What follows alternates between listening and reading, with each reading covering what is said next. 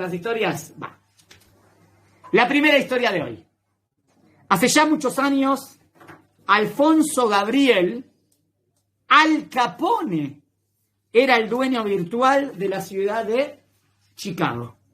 Capone no era famoso por nada que fue heroico, ¿no? Al Capone lo peor, la mafia. Bueno. Su notoriedad se cimentaba más bien por sembrar la incertidumbre general en la ciudad de los vientos y en todo lo relacionado con piratería, extorsión, producción ilegal, contrabando de alcohol, prostitución y asesinato. Peor, imposible.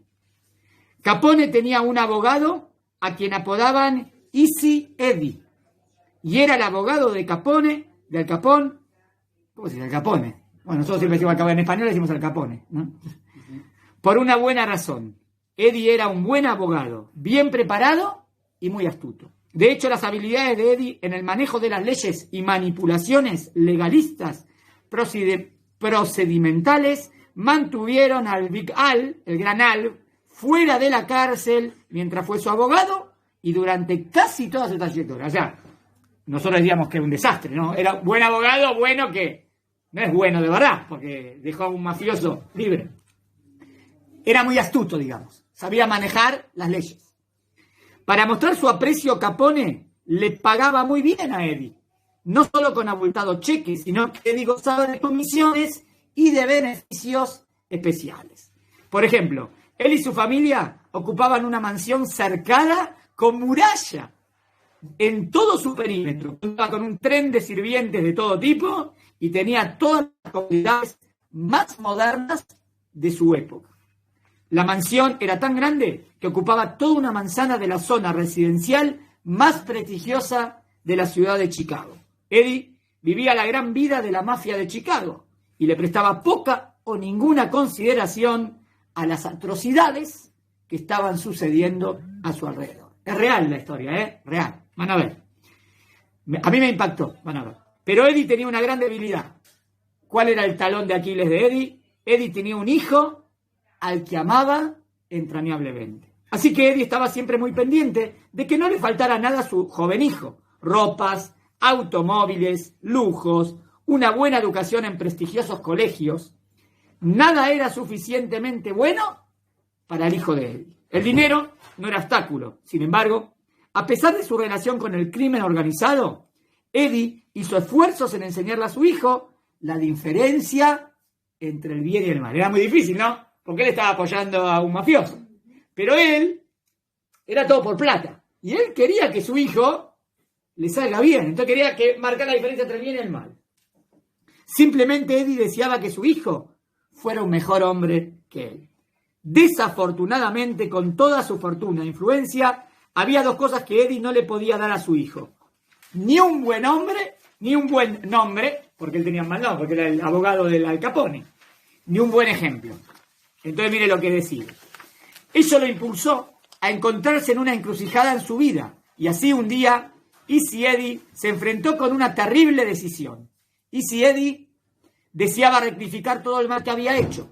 Con absoluta determinación, Easy Eddie decidió que cooperaría con las autoridades y decir toda la verdad sobre la organización de Al Capone, tratando así de limpiar su nombre manchado y ofrecerle a su hijo alguna semblanza de lo que significaba la integridad. Miren, se jugó, ¿no?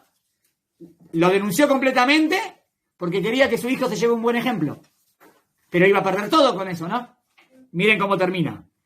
Para hacer esto, Eddie tendría que ser testigo ante los tribunales en contra de la mafia.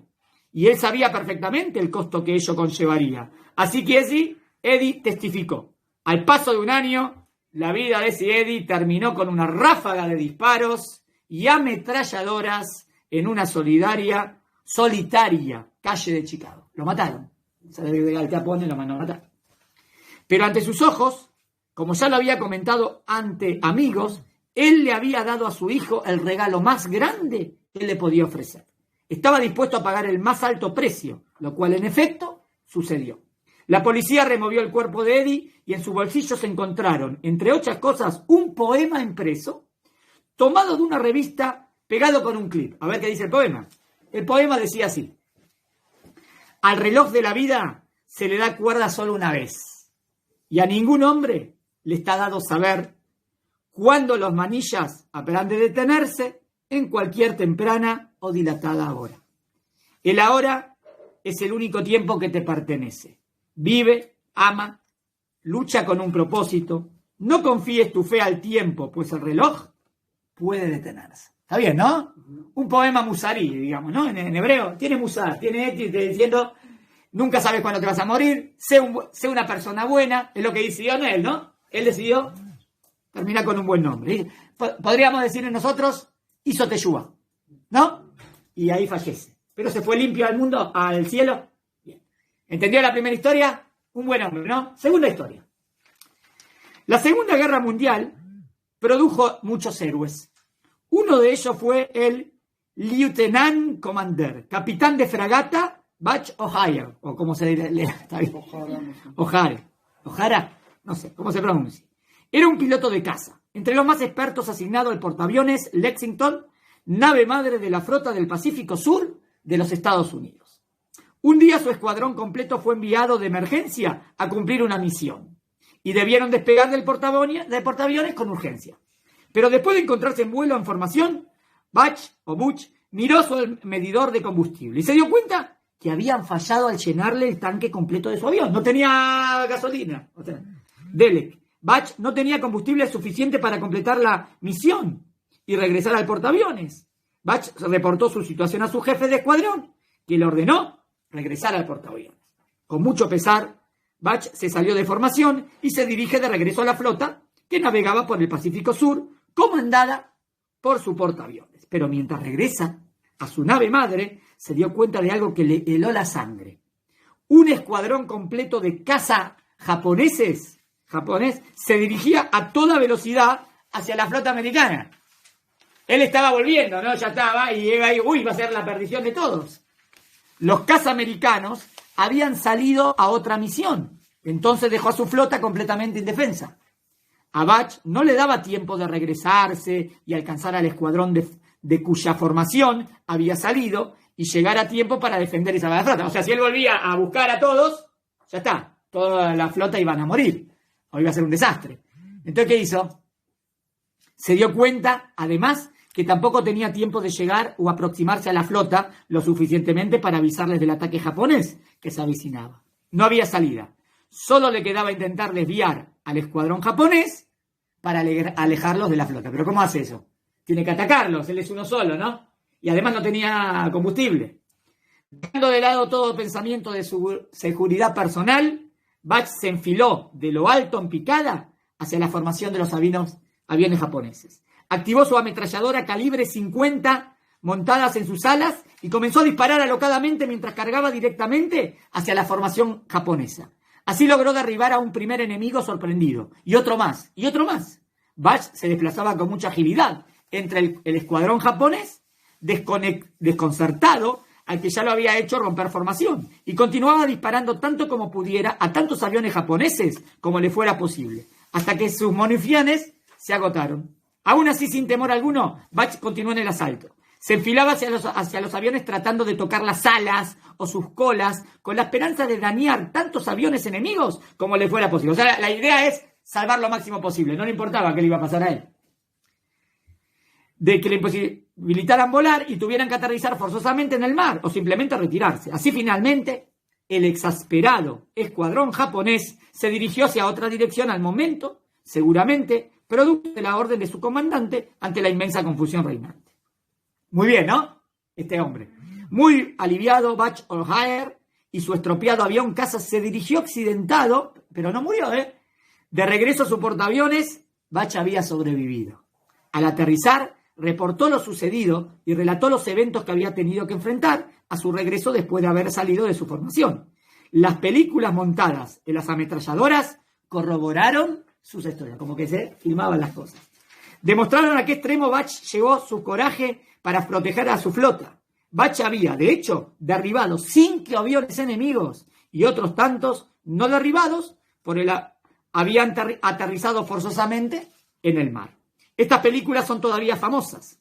Todo esto sucedió el 20 de febrero del año 1942. Y por esta acción Bach llegó a ser el primer as naval de la Segunda Guerra Mundial y el primer piloto naval en concedérsele la medalla de honor del Congreso de los Estados Unidos. Un año más tarde, Bach pereció en combate aéreo a la edad de 29 años. Su ciudad natal, de Chicago, no permitía que la memoria de este héroe de la Segunda Guerra Mundial se desvaneciera. Y así es como hoy el aeropuerto O'Hare, no sé si lo estoy pronunciando bien, ¿cómo se pronuncia? Sí, bueno, O'Hare, de Chicago, se llama precisamente así en tributo y honor a este grande joven héroe norteamericano. O sea, ¿entendieron lo que hicimos, no? Leímos dos historias buenas de personajes que hicieron cosas importantes. De manera que la próxima vez que te encuentres en el O'Hare International, dedícale un momento a meditar sobre el heroísmo representado en ese nombre dado al aeropuerto. Y tómate un tiempo para visitar el monumento memorial con la estatua de Bach O'Hare y su medalla de honor del Congreso, que se encuentran entre las terminales 1 y 2. Y aquí viene lo más lindo. Ah, pero ¿qué tienen que ver estas dos historias entre sí? ¿Cómo se relaciona la una con la otra? Bach O'Hare es el hijo de Easy Eddie, el abogado de Al Capone. ¡Wow! ¿No? El final es... muy lindo, dos historias. No estaban desconectadas. ¿Se acuerdan que hizo el abogado? Quiso darle un ejemplo a su hijo. ¿Y cómo sería su hijo? Un ejemplo de persona. ¡Wow! Tremendo, ¿no? Una acción buena trae a otra acción buena. ¿Está bien? Misvá, gorere, misvá. Una misvá trae a otra misvá. Averá, gorere, taverá. Una verá, un pecado trae a otro pecado. Él hizo todo para salvar su nombre y dejar un nombre limpio, y porque lo que más quería es enseñarle a su hijo la diferencia entre el bien y el mal. Y él muere después de ahí, hizo teshuvá. ¿Y qué salió de su hijo? Un hombre sadik, que lo único que le importó es salvar vidas, ¿ya? Y ayudar a la